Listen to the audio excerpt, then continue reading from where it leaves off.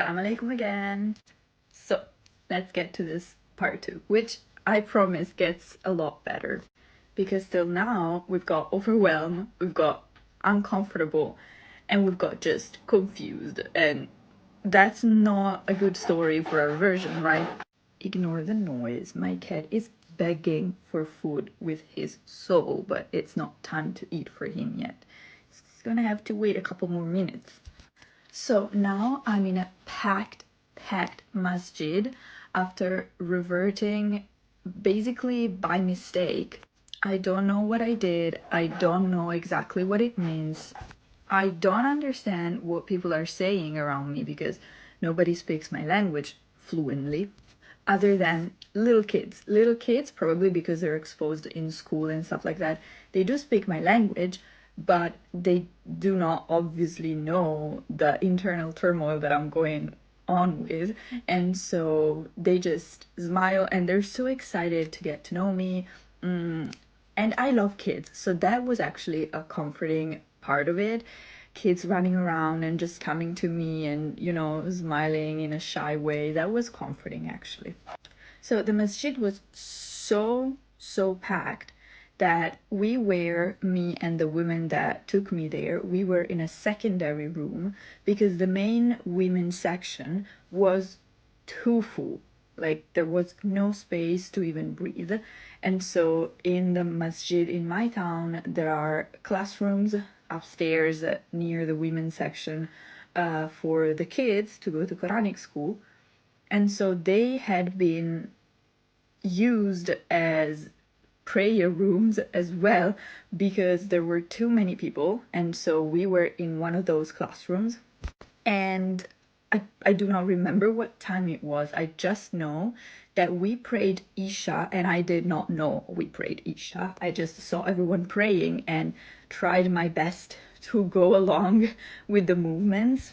I want to remind y'all that I barely knew at the time what prayer was. I barely knew that you pray 5 times a day. So that's all my knowledge surrounding prayer. I did not know what you say in prayers. I do not know the movements in prayers. I just mimic the ones around me. And at this point, sisters are dragging me. They want me to get closer. You know how they do it? Like they want you to be shoulder to shoulder. And I'm so overwhelmed. I don't know what's going on. Am I doing something wrong? Why do they want me to be like this? And so there's no space. I start feeling claustrophobic. I'm so tired at this point, actually, because a lot has gone on. And I just want to sleep, honestly. I just want to go home and sleep. I was told I was not allowed to wear my shoes, obviously, and that was not a foreign concept to me, actually, because in my house, we were not allowed to wear shoes since I was very little because my mom, again, she was not religious, but she was spiritual, and she thought it was just better to have the house clean. So actually, that was not a foreign concept to me. At one point, I needed to go to the bathroom so bad, and I had to basically fight my way out of the room. And it took me a good 10 minutes to be able to get out because there were so many people. I could not find space to get out after Isha. And when I get into the hallway, even more people. It's absolutely overwhelming, to be honest. At that point, I was a little worried. Okay, a little worried. Also because it was still COVID time, technically. So, Again, I did not know anything. I did not know you're not supposed to wear shoes only in the spaces you're praying in. I was told I could not wear shoes at all. And so when I went to the bathroom, I did not wear shoes because I didn't know I could wear and I was supposed to wear shoes to the bathroom.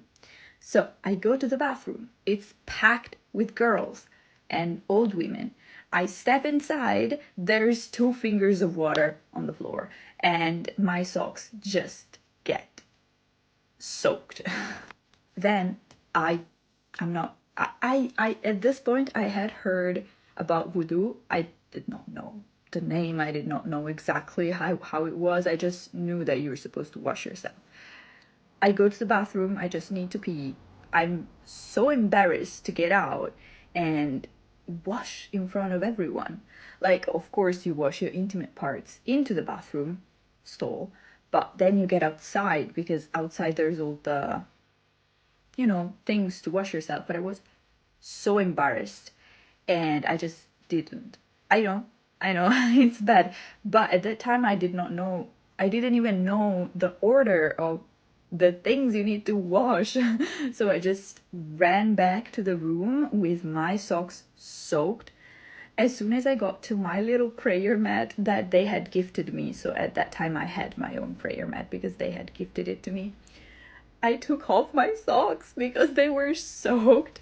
And I actually got scolded. Like, a sister, she did not know me. She went like, "You're not supposed to take your socks off." And I was like, "Oh, but they're soaked." So that was overwhelming. I started getting hot. I started getting sleepy. And thankfully, most of the kids by that time were past their bedtime. And so they were being stalked at the end of the room, let's say, in the back of the room. And they were just laying down to sleep, basically. And when the sister that got me there realized how lost I looked, she told me, "Go sleep with the kids." And so I did. I went where the kids were. I laid down on the ground and I tried my best to sleep. Of course, I couldn't really sleep, but I tried my best. When I woke up, I was woken up because it was time to start praying Taraweeh. I had no idea what Taraweeh was. So, honestly, okay. Again, I just stand up and mimic what the others were doing. But after the first 8 rakat, and I did not count, I did not know what was going on. I just know now that after the first 8 rakat, most women and kids went home. Probably because the kids at school or, anyways. From a packed masjid, we went to a normal, stocked masjid. We could breathe, we could walk around, we could talk to each other without having to yell, literally. It was a lot better for my anxiety.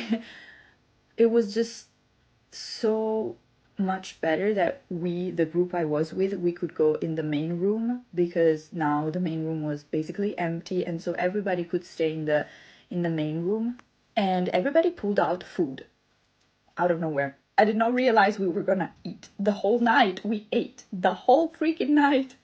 Everybody pulled out these amazing plates of food, and I was offered so much food, and I was already so full because I hadn't fasted. I was not fasting. I did not even know what fasting actually was.